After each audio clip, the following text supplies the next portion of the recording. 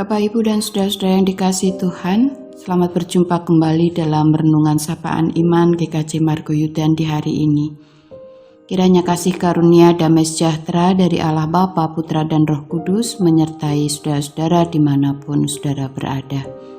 Saat ini saya mengajak saudara-saudara sekalian untuk meneduhkan hati di dalam doa sebelum bersama-sama kita membaca serta merenungkan firman Tuhan.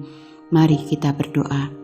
Allah Bapa yang Maha Baik, tak putusnya kami naikkan syukur dan pujian kami ke hadirat-Mu karena berlimpah cinta kasih yang telah Tuhan berikan di dalam kehidupan kami. Dan hari ini kami membuka hati kami untuk mendengar pengajaran-Mu melalui firman yang akan kami dengarkan. Kiranya Roh Kudus menolong kami untuk memahami serta memampukan kami melakukan firman itu dalam kehidupan kami hari lepas hari. Di dalam Kristus kami memohon. Amin.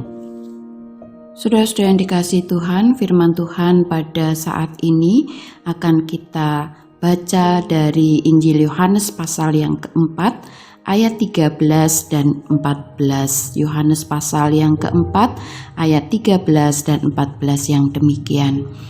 Jawab Yesus kepadanya, "Barang siapa minum air ini, ia akan haus lagi. Tetapi barang siapa minum air yang akan kuberikan kepadanya, ia tidak akan haus untuk selama-lamanya.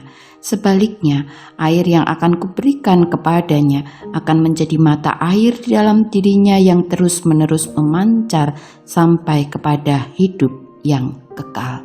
Demikianlah firman Tuhan. Saudara-saudara yang dikasihi Tuhan, kita tentu tahu bahwa secara biologis bagian besar dari tubuh manusia itu terdiri dari air. Oleh karena itu, air menjadi salah satu unsur yang terpenting bagi semua makhluk hidup. Tanpa air, tubuh kita akan mengalami dehidrasi yang sangat hebat yang tentu saja bisa mengakibatkan kematian. Demikian juga tanpa air, tanah menjadi sangat gersang dan pendek kata, tanpa air tidak ada kehidupan. Saudara-saudara yang dikasihi Tuhan, dari kisah dalam bacaan Injil Yohanes pasal 4 ayat 1 sampai dengan yang ke-14, kita membaca dan dikisahkan tentang perjumpaan Tuhan Yesus dengan seorang perempuan Samaria. Memang waktu dan saat terjadinya perjumpaan Yesus dengan perempuan Samaria ini agak sedikit aneh. Karena perjumpaan itu terjadi di jam-jam yang bukan saatnya orang pergi mengambil air. Sehingga jelas bahwa sebenarnya perempuan Samaria ini menghindari pertemuan-pertemuan dengan banyak orang. Mengapa perempuan ini menghindari perjumpaan dengan banyak orang? Tentunya bukan hanya karena dia seorang perempuan Samaria, tetapi karena perempuan ini merasa sebagai seorang yang kotor, yang berdosa. Dari perbincangan yang lebih terbuka dengan Yesus, terbukalah seluruh keberadaan perempuan Samaria ini. Ia adalah seorang perempuan yang memiliki 5 suami, dan suami yang hidup bersamanya pada saat itu bukanlah suaminya. Dosa-dosa inilah yang membuat ia enggan bertemu dengan banyak orang. Dalam konteks yang seperti inilah, Yesus kemudian memperkenalkan dirinya sebagai air kehidupan. Air kehidupan ini sungguh adalah air yang sesungguhnya sangat dibutuhkan bagi kehidupan jiwa manusia. Keberadaannya sangat berbeda dengan air duniawi yang hanya bisa meredakan dahaga untuk sementara waktu, sehingga memaksa manusia untuk terus mencari tanpa ada kepuasan.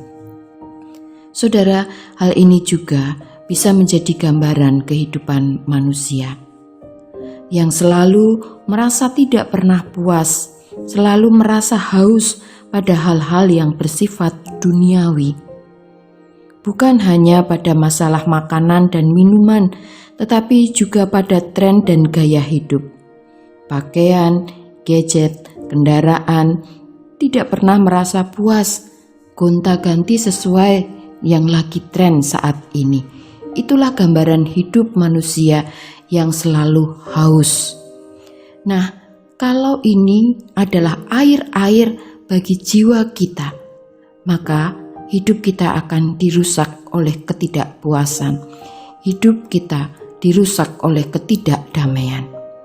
Tetapi firman yang kita baca pada saat ini menyatakan pada kita, tetapi barang siapa minum air yang akan kuberikan kepadanya, ia tidak akan haus untuk selama-lamanya. Bapak, Ibu, dan saudara-saudara yang dikasihi Tuhan, sebelum kehidupan kita dirusak oleh kerakusan akan air-air duniawi, kita harus sadar bahwa kita membutuhkan air kehidupan. Dan hanya Yesus yang bisa memberi air kehidupan. Karena Yesus sendirilah sumber air kehidupan yang sejati. Mendekat padanya, mendengar pengajarannya, dan merasakan cinta kasih-Nya membuat kehidupan kita lebih tenang, kehidupan lebih damai, karena kita merasakan senantiasa terberkati. Dan kondisi yang seperti ini menghantarkan kita mampu menjalani hidup dengan penuh syukur. Dalam Yohanes 7 ayat 37, Yesus berkata, "Barang siapa haus, baiklah ia datang kepadaku dan minum." Demikianlah firman Tuhan yang menyapa kita saat ini.